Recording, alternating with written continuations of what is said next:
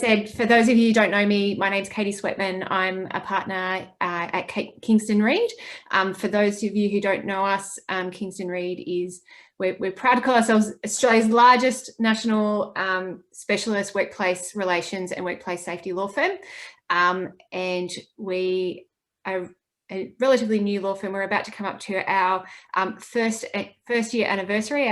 We're in planning for our Foundation Day celebrations, and so we're really excited about some of the things that we've been able to do this year, and really excited to be here today for what's going to be a really, really interesting discussion.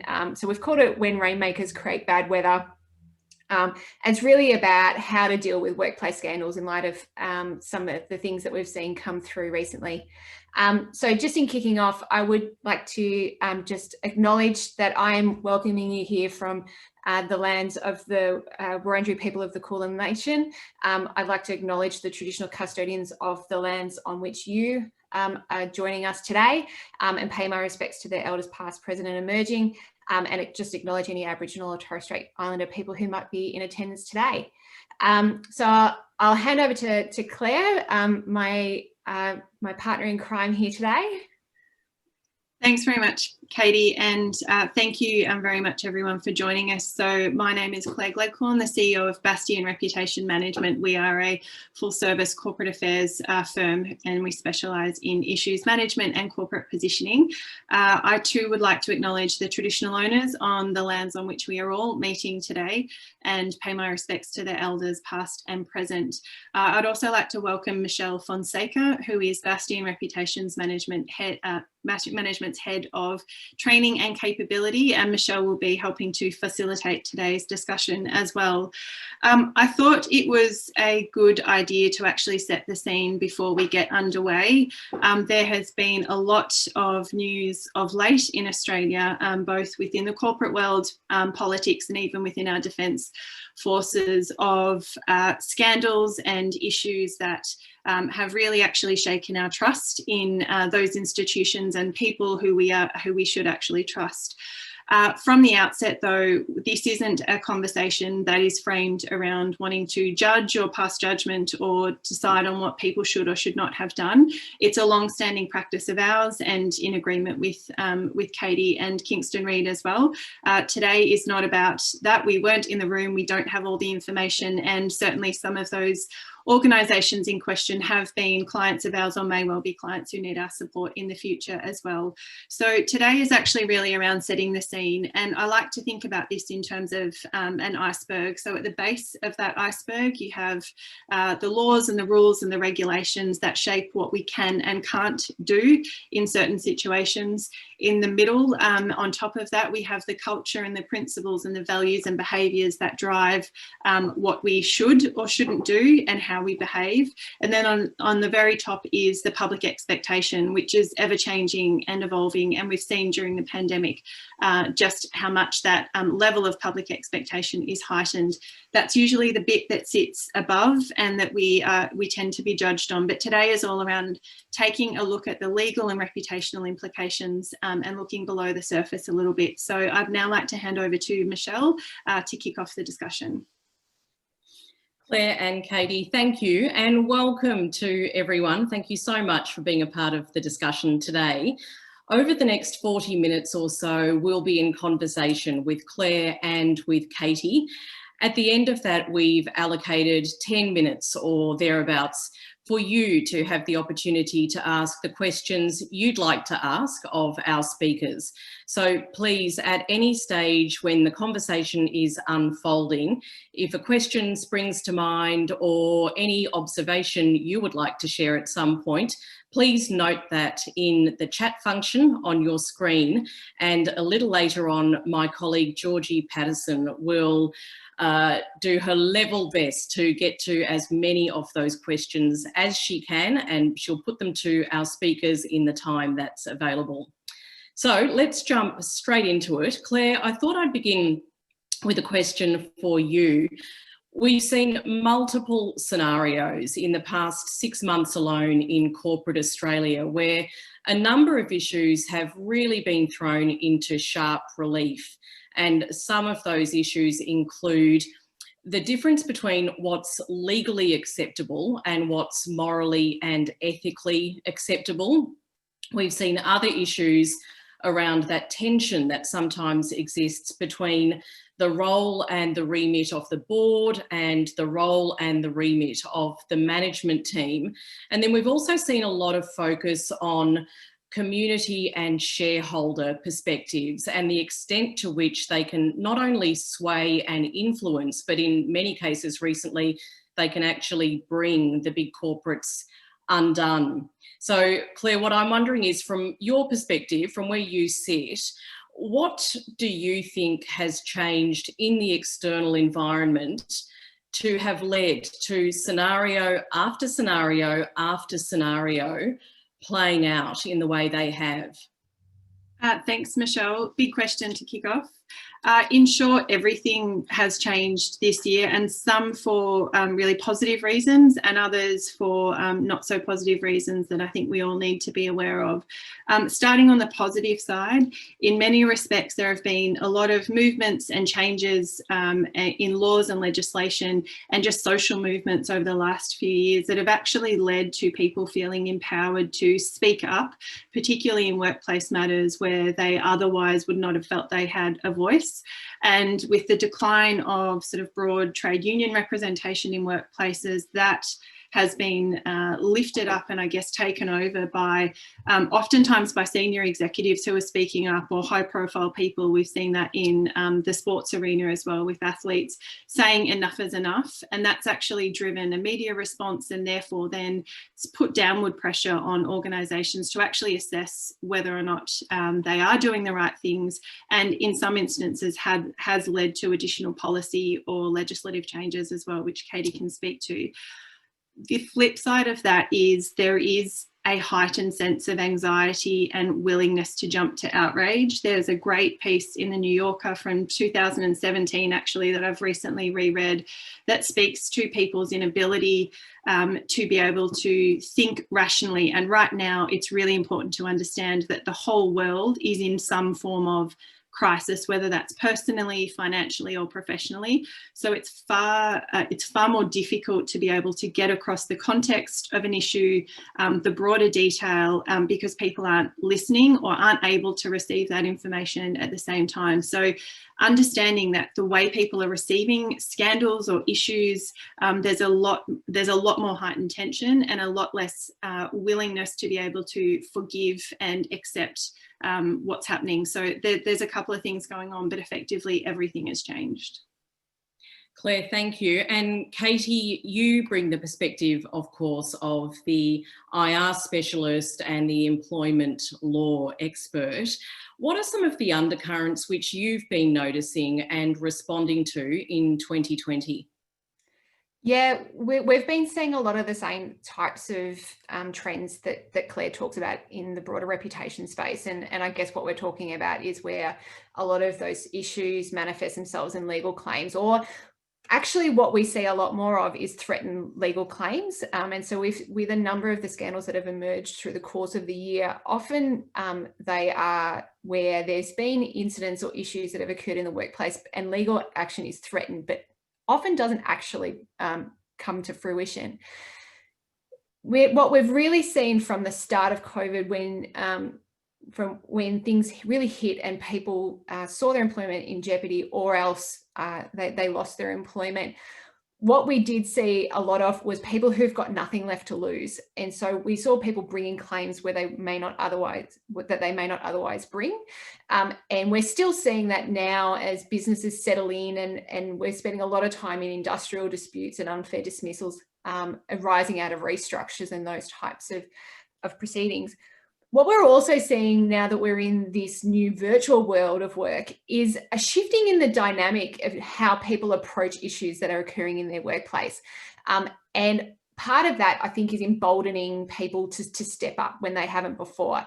So, for example, in the workplace sexual harassment space, what we see more of is a confidence for people to bring forward their complaint, because they don't have that same fear that they're going to bump into the perpetrator they've just filed a complaint about in the tea room when they go to make their cuppa at break time.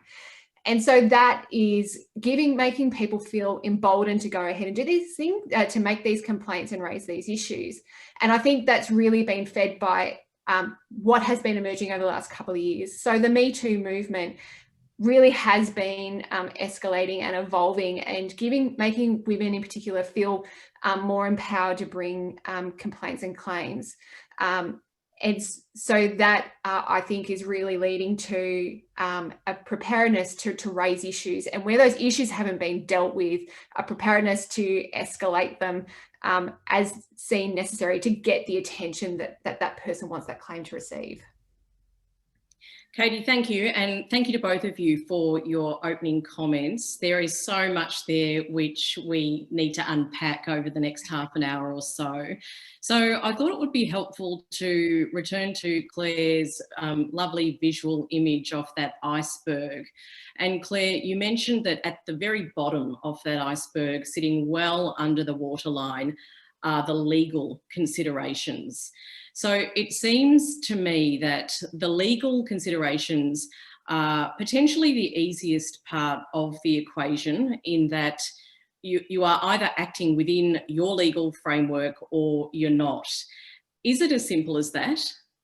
I'm sure Katie will bring an abrupt end to this webinar if I was to say yes. And if she will indulge me for a moment to speak about legal matters. No, and there's always it depends. For us, it's really about continuing to ask those questions. So yes, initially we need to understand technically what has gone on and whether or not a breach has occurred, because that obviously dictates a response and an expectation from a reputational point of view. But equally, malicious intent and mismanagement or a mistake are vastly different and require vastly different responses. So the mistakenly not ticking a box in a payroll system that leads to quite significant underpayment issues, for example, is a much different premise than deliberately setting out to underpay vulnerable workers in the workplace. And so therefore, from our perspective, yes, the legal question can potentially be black and white, but there's a lot to unpack behind that. And even when in those situations, oftentimes the legalities around it can be a little bit of a grey area as well. So getting that technical foundation is really important, but then also making sure that we're understanding the story that sits behind that, to use a Dan Andrews ism at the moment. The story that sits behind the numbers is really critical. But Katie, I feel like I'm straying into your lane here. No, and this is where this is such an important conversation, because the legal considerations, particularly when we're talking about workplace law, are never black and white, and they're never straightforward. And when we as lawyers are looking at these questions, when they emerge, what needs to be considered is that we are trained to identify and look for risk. And that's not just the risk of an actual legal claim being made and made out, it's the legal risk of a claim being made in the first place and what's going to be involved in responding to that. And then when you add the workplace lens to that, what we're thinking about is that a lot of the time we're dealing with people who are currently employed. So we're thinking about what is the implication for ongoing future relationships with these people, whether we're talking about individual employees or when we're talking about industrial matters, when we're talking about dealing with trade unions, because those relationships are ongoing. So there may be an out and out jurisdictional objection to a particular legal issue that arises, which means that you can seek to have a particular claim chucked out. But if that's going to destroy the relationship that you have with the people you need to deal with in the future, that may not always be the best strategy. And so the whole legal question is hard, because we are looking at what is the risk and what is the level of risk, not just of a claim being made, but the claim being successfully defended and what's involved in that right through to the end. And with sexual harassment, that's really challenging, because when we're talking about sex discrimination, sexual harassment, and other sort of associated claims, there is a legal framework that sits around that. And it's not uncommon at all that there will be jurisdictional issues with those claims, but that isn't the end of the story in terms of how you deal with and how you respond to that. And you've still got to go through the process of dragging people through a legal process to deal with that. And that's what we're always thinking about in terms of how we approach the legal claim. So it's never black and white at all. Yeah, and just to add to that as well, I think, Katie, that's such an important point, and we always consider that, particularly when you're looking at things like entering enterprise bargaining negotiations that you know are going to be particularly contentious. When you're effectively going to war with your own employees and with the trade union representatives, kind of running to the barricades to win an issue or an argument, which may be perfectly legally valid, in the long term actually does significant cultural reputational damage and potentially lead to an ongoing legal battle as well. So those two held in tension is actually really critical in terms of the advice to the client. Claire, we've had many well-publicised cases this year of corporate casualties, if you like, and their last line of defence has been, well, we were acting within the rules, we didn't break any laws.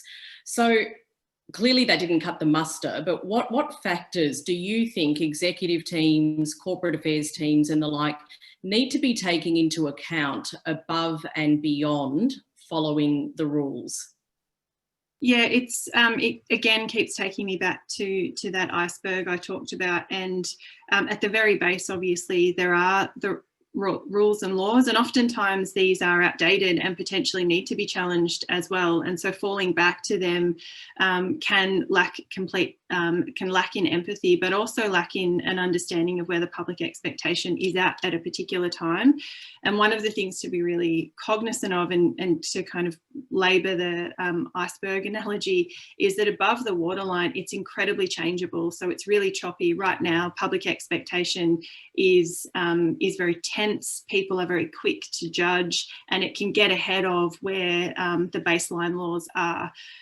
It's also about making sure that you're then being able to sit in that middle area of your culture and your values and your principles, not saying after the fact that, oh, well, it was the done thing, or it was within the guidelines, or that was the policy at the time.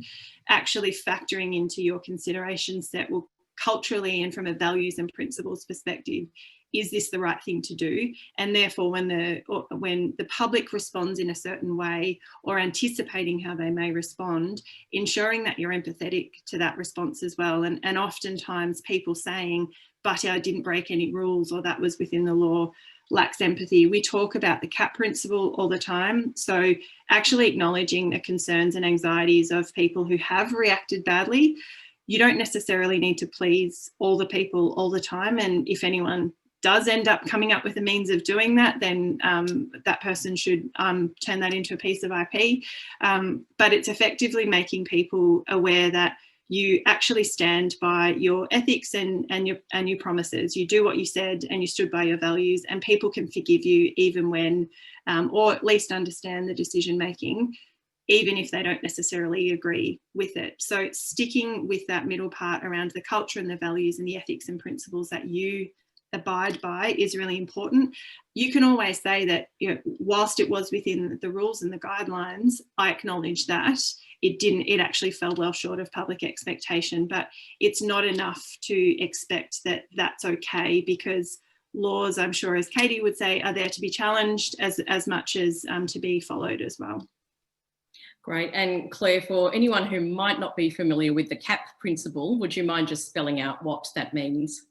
Yes, of course. So effectively start leading with concern and empathy, speaking to the actions that you're taking as a result, and then talking to the perspective, which may well be that at the time this fell within the rules, but it's not necessarily aligning with public expectations. So it's about making sure that you always check yourself to lead with empathy and align yourself with where public perception is at a particular point in time. Thank you, Claire. And Katie, I am going to jump to you in just a moment, but Claire, I'm interested in just picking up on that idea that the community sentiment can be well ahead of the law. So if you are a leadership team or a corporate affairs team, your regulatory regime is pretty easy to interpret and to understand. It's fairly prescriptive, doesn't change that often, and it's fairly unambiguous. Community sentiment, conditions of your social license are a bit more variable and can shift over time. How can you satisfy yourself that you are sufficiently tapped into community sentiment, community standards and that you are keeping apace with the changes happening within your communities?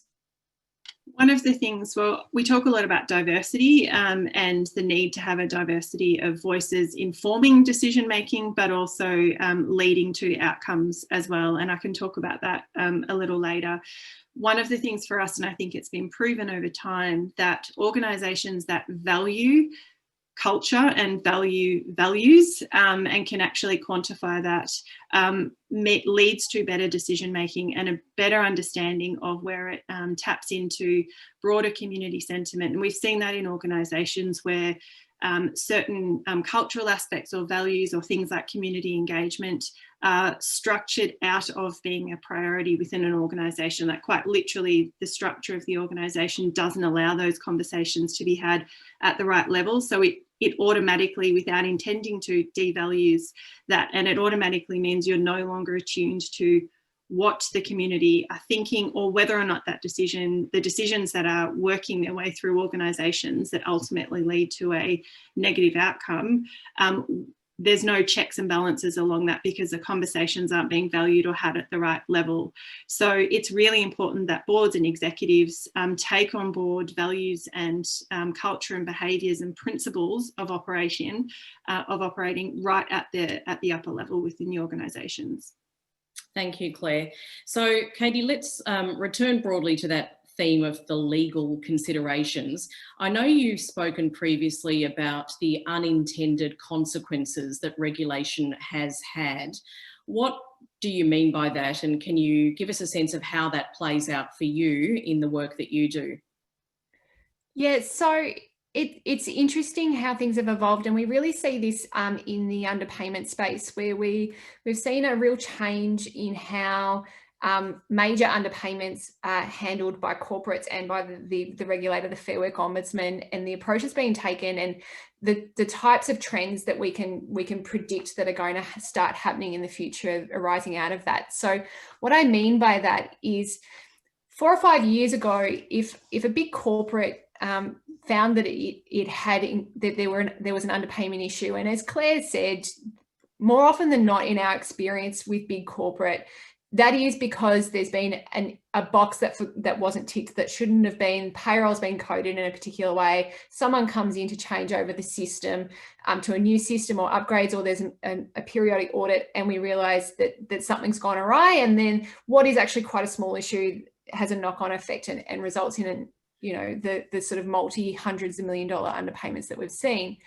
Now, historically, the way you would deal, a responsible corporate would deal with that is that they would voluntarily comply, they would resolve the issue, they'd notify the Fair Work Ombudsman that had occurred, and it may be, and that would be a fairly cooperative process, and then we'd may end up in a situation where there would be an enforceable undertaking under which the corporate agrees to take particular action, which it probably would have taken anyway, to have steps to give reassurance to the regulator and to staff that those issues won't arise again. Now, as there's been a lot of conversations about hashtag wage theft coming out of this conversation, what we see more and more from the Ombudsman is this expectation that once you've made disclosure to the Ombudsman that you've discovered an issue, all of a sudden we're starting to see hell rain down, and your prospects of resolving that underpayment issue with the Ombudsman becomes so much more challenging, in that we're seeing that they take quite a punitory approach to what's being found. That they have expectations about what will be repaid to employees, contrition payments, which are at least the level of judgment penalty rates that would be awarded by the courts. And we're starting to get to a position where some businesses are, perhaps not outwardly, but are considering, well, are they better off just to roll the dice and face the prospect of going to the courts, because it feels like it's not going to be much worse than what they're dealing with the Ombudsman. And so it creates an environment where employers are going to become less willing to cooperate with the regulator. And that doesn't have good outcomes for anyone, because I think we recognise that there are scumbag employers out there who do the wrong thing, and no one's suggesting that appropriate action shouldn't be taken against them. but there needs to be an appropriate and proportionate step that's being taken. And as Claire said, an appropriate response taken where it is an error, which the organisation has every intention and willingness to rectify, and the messaging around that needs to be different, versus where there's a deliberate failure not to pay conditions and associated with that failures to keep records and things like that, where there should be appropriate condemnation of that behaviour. But the way that that's communicated is very difficult, and that's where we really require the assistance of advisors like Bastion to help shape that message, because it's increasingly difficult to do that. Katie, thank you. I like the fact that even lawyers use terms like scumbag employer. I thought only comms people use that sort of language. So look, I'm going to return to our iceberg again. Just before I do that, please do jot down any of your questions in that chat function so we can get to them at the end of this formal Q&A session. Claire, the layer above the legal layer on that iceberg is culture, and we know that culture is a really important driver of reputation and of trust, sitting below the waterline, but so important. You mentioned a moment ago the role that diversity plays in creating a really healthy corporate culture. Can you tell us a bit more about that? Yeah, absolutely. I think it's critical, and it plays out at both the ability to uncover issues and bring those to light and create a safe place for people to raise issues, but equally in terms of the decision making at the other end that drives the responses and actually meets or exceeds public expectation in terms of how organisations respond. The other part of diversity that's really important in that is obviously inclusion. So the ability for people to feel like they are included in an organisation. And as Katie said, in many respects, the remote working conditions have provided a safer place for a lot of people who would otherwise feel vulnerable to come forward and report, because they don't feel like they have to face the person they're accusing. One of the critical things is we're seeing more and more research that speaks to greater levels of business performance, decision making and operational efficiency when there is a diversity of voices being considered. And we see that in gender diversity playing out on boards and decision making. But equally, when you do have an issue arise, making sure that the decisions that are taken actually take into account and consider and don't fall into cultural or other forms of bias. And we've seen some recent examples of that in some of the scandals, particularly in sexual and workplace harassment, where it's been raised at the board. The board has done what the board is supposed to do, which is hand that over to either an internal or an independent review. That independent or internal review has been conducted by someone who looks very similar to the accused. And by that, I mean, an older, privileged, white male who has made a determination about the actions of an older, privileged white male and has returned a report that has said that the indiscretion was low level, that the claims or allegations don't necessarily amount to something that would otherwise be considered quite a serious act. That actually, and not to downplay the initial claim itself, but boards and organisations become very hamstrung in their ability to act on the outcomes or findings of a review that doesn't actually consider the impact on the person making the allegation or the potential views of others outside of that sort of majority viewpoint as well. So diversity works at both levels, making sure that you've got people who feel safe, but at the other end, making sure that decisions that are made are actually a reflection of community expectation at a particular point in time. Katie, really keen to get you to jump in here, because I know that theme of workplace safety is a very prominent one for you in the work that you do.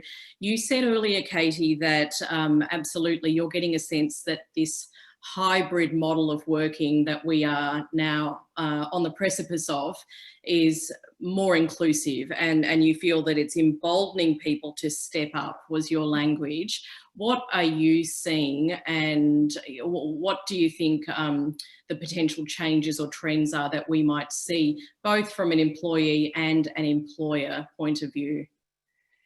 Yeah, look, it's really, really interesting. And what we saw, which we didn't expect at the start of COVID is a massive run of investigations. And what has borne out is that for a lot of people, working from home is great. It gives them flexibility. They can manage themselves and their other commitments. And if you are a diligent, hardworking person, I'm not suggesting people who need to work from the office are not hardworking, but for a lot of people, it works really well. For a lot of people, it doesn't. So what we see is anxious people are more anxious because they don't have the people in the office with them to give them reassurance about their place in their workplace. We see angry people getting angrier because they don't have their close network of employees to blow off steam with and to reassure them as to what their place is in the workplace. And so what we have seen is more workplace complaints being made, and investigations really needing to be conducted into them, because they do tend to be that he said, she said type of complaints that require investigation.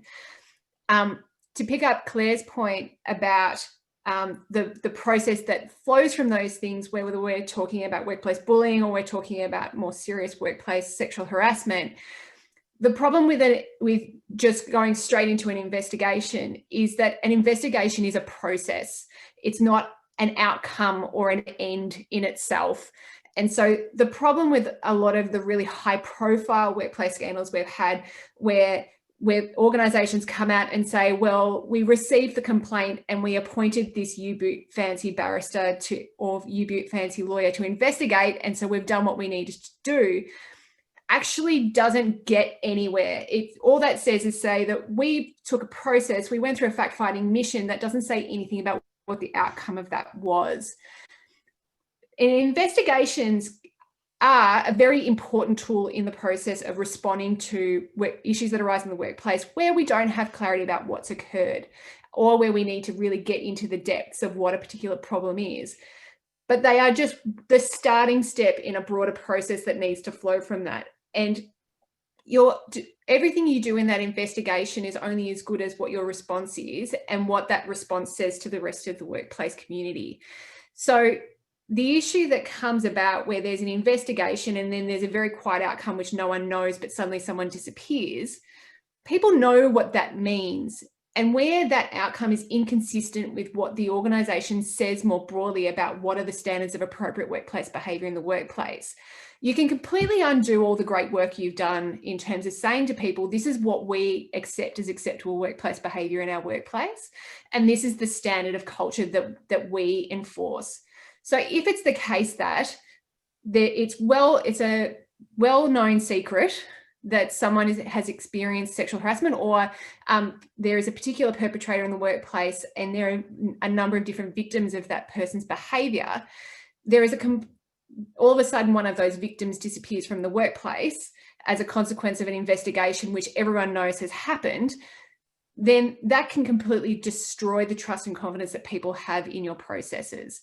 Because what that says is, if you stand up and you make a complaint under these processes that we've told you about, we'll put you through this really awful investigative process where possibly some old white man is going to come and interview you, to use the worst examples that Claire alluded to, but often it's a much more empathetic lawyer, such as those of us at Kingston Reid. But it is this revolting process which is incredibly stressful no matter who is conducting it.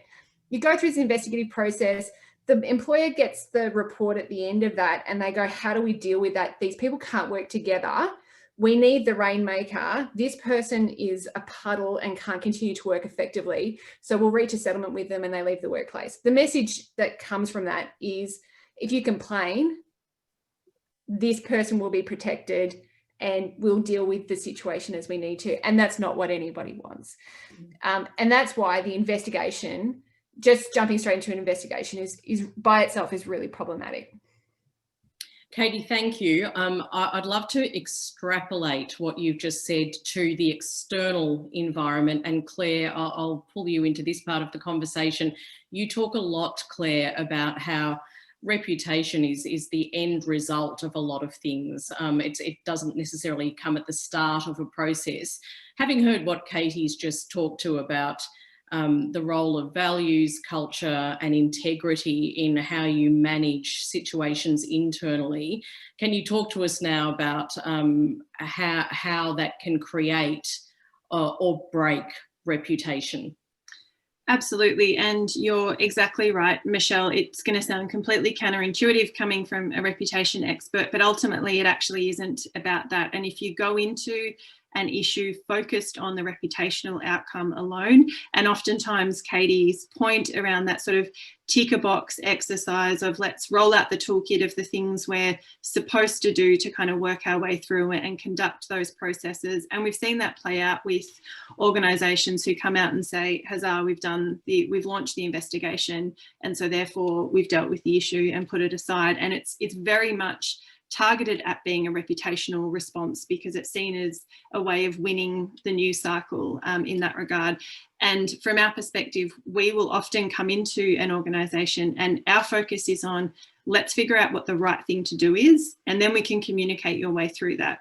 Sometimes that includes actually making sure that there is an element of reputational pain in the short term because it's not actually about winning the news cycle of the day. It's about doing the right thing and engendering that, exactly to Katie's point, that trust and confidence, first and foremost with the people who matter most to you in the organisation, the staff, your customers, your investors, partners, the board, all of those people, and then beyond to the community and media as well. And so for us, reputation is the positive outcome and can potentially be a negative symptom, but we need to actually tackle what is the right thing to do here and how do we then go about doing that. And often that leads to really broad conversations with our legal partners and friends who we're working with on behalf of clients. But our role is to hold people to account, and we will often actually prepare a set of principles if we're in a really complex issues management or crisis with a client. We will actually set a set of principles to hold the organisation to those, because it can get pretty awry over time, particularly when there's a lot of noise. The other way of looking at that as well is thinking about sort of a bushfire analogy, and it's been used a number of times before. When you look at a massive reputational issue, people often go to the media as being the thing they have to focus on.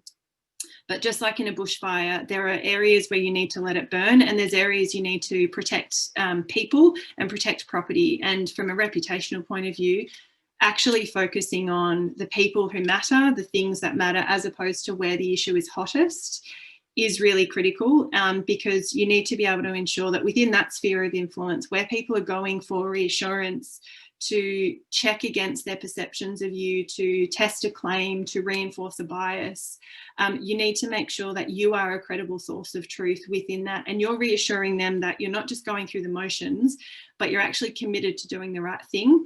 And at times we've actually walked away from projects where it's been really clear to us that the client was not interested in doing the right thing. The client was interested in fixing a short-term reputational challenge.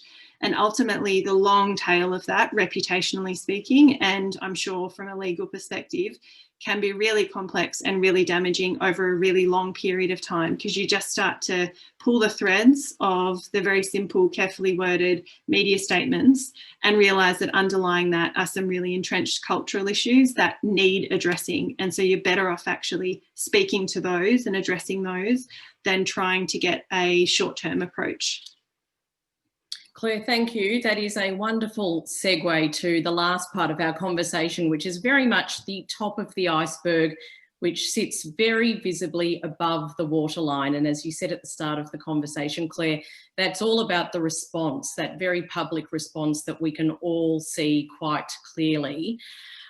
Katie, I'm going to ask you now. You spoke a little bit earlier about the tendencies of corporates or government or any of the organisations that most of us have some interface with, to perhaps tick a box and attempt to put a ring fence around the issue and then say, great, we've dealt with that, let's move on. But how can you actually get organisations to make change in a way that A, will stick, but B, will genuinely wash through the whole of the organisation? Yeah, and it's a really interesting question, because there's some spaces in which organizations do this really well. So workplace safety, for example, is one where if you have a plant failure which causes a serious accident or incident, that will be resolved, and then there will be a lot of work done in the future to make sure that that never happens again, and to look at what the causes of that incident were. And that's something that feels really natural, and that no one seems to have difficulty with.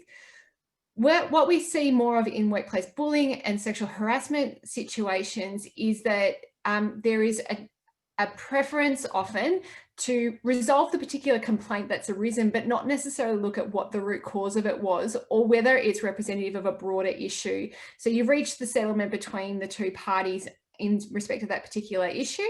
And then you are terribly surprised when 6 months later another complaint arises involving one or more of the same people, or reflective of similar sort of behaviours that are arising.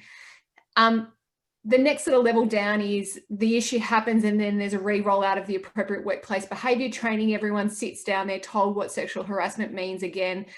They walk out of the room, and then they just go back to business as usual. What is really required is a much more interventionist approach to make sure that the actions and the words of the organisation, the action, what we're walking the walk and not just talking the talk, that the actions match the words. And what is really important in this space is the capacity for people to be able to intervene and to be active bystanders in where they see instances of inappropriate workplace behaviour. So, for example, and this doesn't have to be someone walking in and saying, "Dear sir, I found that thing that you said terribly offensive and I'd like you to stop and apologise." It can be much simpler than that, and it's about equipping people with the tools to be able to check someone's behaviour where something is being said that's not consistent with values. So when you think about things like some of the sexual harassment scandals that we've seen, often they will involve text messages or comments that were made which were at a base level really dumb. Now, that behaviour over time escalates into much more serious things that get said and that ultimately cross the line. And it's pretty unusual that other people don't know that these things have been said and done. And when you think about some of the instances where this has happened, you do wonder whether there might have been an opportunity to bring that behaviour into check. If someone who was a peer had said, "Hey mate, what you put in that text message was a bit off and liable to cause offence. Up to you how you want to deal with it in the future, but don't know if you'd thought about it in the way that it might have come across." And then they have that opportunity there to say, "Well, I don't think there was anything in it, but I don't want to have any drama, so I'll stop." Whatever works in the situation to stop that behaviour. So it's about having that consistent messaging, and that people feel safe to have conversations about that behaviour that's occurring in the workplace that's inappropriate. This talk that's starting to arise where people are calling for cultural policies at the board level, and we need to have boards involved in setting the cultural expectations. Yes, boards should set the tone, but they shouldn't, by the time a sexual harassment complaint or a workplace bullying complaint makes it to, or an underpayment issue makes it to the board, it's too late. Things need to happen at the workplace level, and there needs to be the behaviours and the procedures and the practices in place which match the words and match the culture that we are establishing. Katie, thank you. I do love that concept of the active bystander. Claire, we are just about out of time, but I did want to ask you really briefly, when you are in the midst of managing an issue and there's a really deafening external clamour and it feels like the whole world is up against you, how do you go about making decisions about your response in a way that can genuinely satisfy you that you are acting with integrity and you are acting in a way that's true to your values and your culture? You're not just responding to the loudest critics.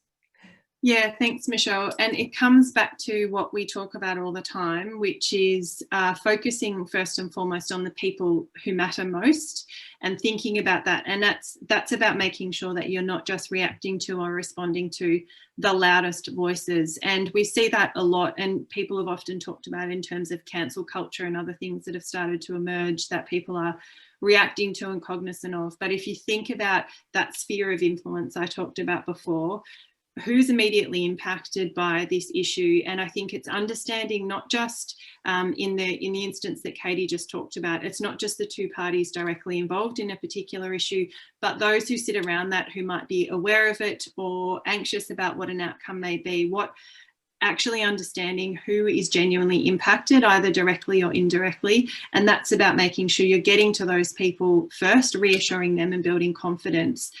Then looking at that next layer out, who's potentially interested in this issue. So that's where interest groups who, again, may or may not pick up on misinformation or part of a story or just read a headline and retweet it, which happens consistently, and that just builds on that outrage piece. So looking at where and how do you get to the people who matter most, and how do you get ahead of that conversation, being really cognizant of the current state of mind of everyone else out there in the community as well, and being really open to delivering messages in an empathetic way, acknowledging people's anxieties, acknowledging that there won't always be agreement, acknowledging that people are particularly stressed or concerned about that issue, acknowledging that there may be, that it isn't in line with your values as an organisation. It's really easy to jump to a defensive mechanism, and people tend to, in that fight or flight mode, it's biological, when they're under pressure, want to push out, and lawyers will often be told, we want to sue, we want to go hard, we need to defend this vigorously. And lawyers and reputation specialists like myself often have to hold a mirror back up to the organisation and say, is that actually the best outcome or the best course of action long term? I think Ken Henry spoke on Q&A on Monday night as well, and he talked about his approach, and he acknowledged that he took the wrong approach ahead of the Royal Commission. As a former very senior public servant, he understood his role as being a participant and being open to public scrutiny. But he approached his Royal Commission appearance, and he said, I think he referred to himself as a defendant in the dock. He actually took a very defensive stance, and all that did was double down on the outrage, and obviously ultimately led to some pretty serious outcomes for executives within the bank. So you can actually, by defaulting to your core instinct of wanting to lash out, defend, and be quite strident in your views, potentially actually cause more, not just reputational damage, but long-term business and operational damage as well. So focus on the people who matter most, lead with empathy, and keep coming back to those core principles. Fantastic. Claire and Katie, it's been such an interesting conversation. Thank you. Before I ask Georgie to share some of the audience questions with you, I know you've got a few slides which you'd like to share, which really capture some of your top tips. So we've probably got just a couple of minutes for those, and then I'll invite Georgie to jump in. But over to you, Claire. Oh, Claire, I think you're on. Three top tips. So not letting the urgency of the issue tempt you into crisis-driven decision-making. Exactly what I just talked about. Making sure that you take a step back, you use the frameworks and principles, you think about where this might be coming from, what the right thing to do is, and how to deliver a message with empathy, and actually not just think about going through the motions, but making sure that you're having a really considered approach to what are the right steps we need to take here and what are the outcomes we're trying to deliver. Yeah, and from a legal perspective, it's always really important just to stop and take stock of this particular issue you've been presented with, because very often the particular issue that's been arisen is symptomatic of broader issues. So even if the issue you're immediately aware of is resolvable, often it can be symptomatic of something broader, and you need to make sure that you're taking into account the whole picture from an employment perspective, but also from a safety and industrial perspective. So certainly rings true in the workplace space as well. So we spoke about this earlier, but organisations that place a value on culture create a culture of values. So the more we push down the value of culture, and there's again so many studies and research that demonstrates that more CEOs tend to lose their jobs because of a lack of trust than a lack of financial performance. And so continuing to focus on the genuine financial, operational and performance impacts of culture ensures that you start to drive those cultural responses and decision making right throughout the organisation, which Katie spoke to before. Yeah. And it's not just about the decision making, it's about people feeling like you walk the walk and don't just talk the talk, so that they feel safe to utilise the procedures and the policies you've got in place, and that you can deal with issues when they're small issues before they become big problems.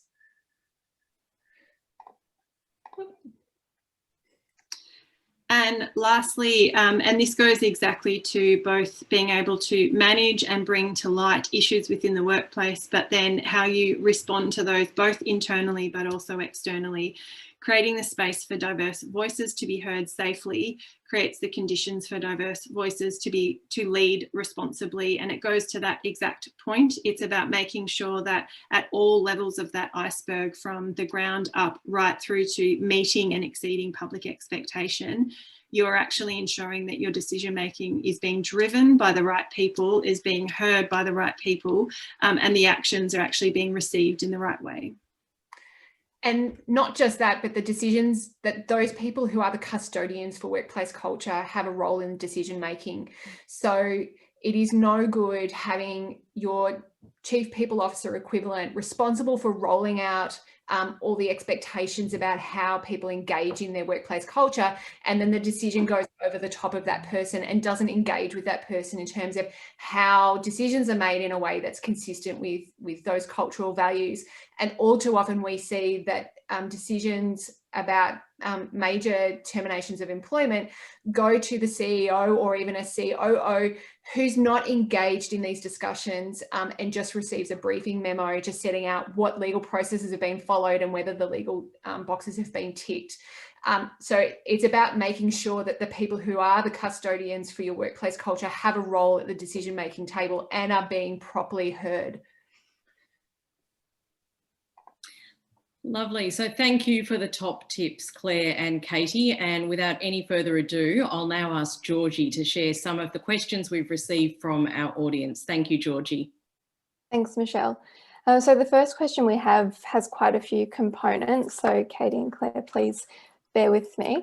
But it's specifically in regard to boards, and their behaviour boards championing the right behaviour. This participant suggests that they've experienced board shutdown in these situations, suggesting that the relationships is what's compromising the board's decision making, or a lack of education, knowledge or the appropriate experience regarding what's right to do, and then they go into shareholder protection mode. The attitude can affect the overall culture of the organisation and can continue to excuse these poor behaviours. So the question is, how do each of you see ASIC or anyone else assist boards with developing better skills and damage control for the organisations they're responsible for? Katie, you might kick off. I've got a view, but I think the first question needs to be asked is, what is the board's role in some of these issues? So for day-to-day management of an organisation and responding to employment issues as they arise, save for the CEO's employment itself, I would be so bold as to say that the board has a very limited role in terms of how those things occur. So the board should absolutely have a role in determining in saying what is the culture of the organisation, but how that is implemented and how that's manifested should be occurring within the organisation, because they're too far removed from each other. And having a faceless board, which is what it is to most people within the organisation that this affects, does not have meaning for a person who is sitting in their office having felt that they've been bullied or subject to workplace sexual harassment. So I think in my view, we have a sexual discrimination commissioner, we have an equal opportunity and human rights commissioner. We've got a lot of different people who have a role to play in in this space. I don't think ASIC has a role in this space. Yeah, certainly from a involvement of boards perspective on some of these issues, agree with Katie. Oftentimes it is quite complex. They are removed from the issue, and effectively what they're seeing is that above the waterline, the public perception, and they're making decisions that are very much about that tip of the iceberg piece of the conversation, which is the public expectation that a CEO needs to step down or step aside as a result of this scandal, or a senior executive within the organisation. And so boards are often actually only looking at effectively the reputational implications or outcomes of a decision, and aren't involved in that in-depth piece.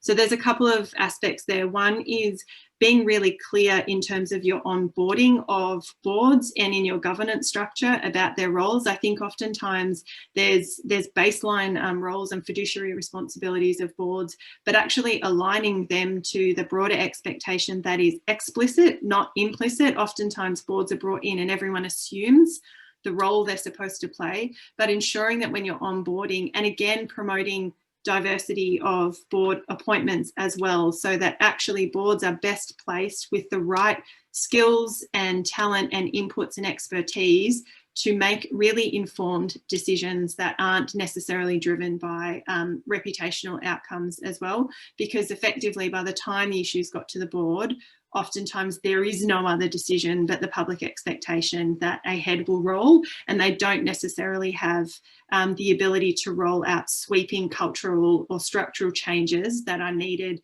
to genuinely address an issue. Thank you. Probably have time for one final question, which I'll put to you both again. So how do you incentivise responsible, ethical and accountable behaviour for the clients you work with? So a couple of things from my perspective. We often talk about corporate positioning and being really clear on your purpose, the why you exist, not just what you do as an organisation. And it can often feel like a nice to have or sort of a touchy-feely element, but it's one of those things that when you have a really clear foundation and core purpose that everyone is across, from the person who sits on reception and in the mailroom right through to the chairman of the organisation, and that clarity of purpose, it actually is the thing that sustains you in times of crisis when you're under pressure. That's kind of the thing that you drag out and hold everyone to account, because it outlines your culture and your values. So for us, that becomes a really important piece. And if it doesn't exist, we need to work really hard, really quickly with our clients to actually put in place what those ethical and cultural standards are. Other aspects of that, and it works really well in the infrastructure and energy sectors as well that I've worked in, is it actually becomes common practice. So in the infrastructure space, you will often find safety moments are a core part of every single meeting. You speak about safety, it is entrenched in culture. Same in the energy sector. It is actually just a conversation that is had, and you become very used to talking about safety every single day. Similarly, there's a role to play for ensuring that culture stays part of the conversation all the time and doesn't feel like something that is about a coffee club on a Friday, or how do you actually, it's not actually something that's pushed down in the organisation. Yeah, I think that's right. Workplace culture is definitely more than Friday night drinks or the social club, the trivia night once a year. And I think it always needs to be borne in mind that an employee who does not feel that they're part of an inclusive working environment, an employee who is being subject to workplace harassment, discrimination, bullying, is not a productive employee. So if you're going to focus just on what incentives are there to roll out these things, having a happy, productive workplace will result in the success of the organisation. Having your HR team constantly putting out spot fires and your legal team constantly defending claims does not assist an organisation, and only has a snowball effect in terms of how that rolls out. It's great for the lawyers, but it's not great for the overall success of the organisation. And I think people are increasingly recognising that that's the case, that diverse and inclusive organisations are generally more successful, and that there's a lot to be gained from approaching decision making in a diverse way and making sure that you have not just diversity but also inclusion to back that up. Thank you. Claire, I'll pass over to you to wrap up the session. Lovely. Thank you so much, Georgie.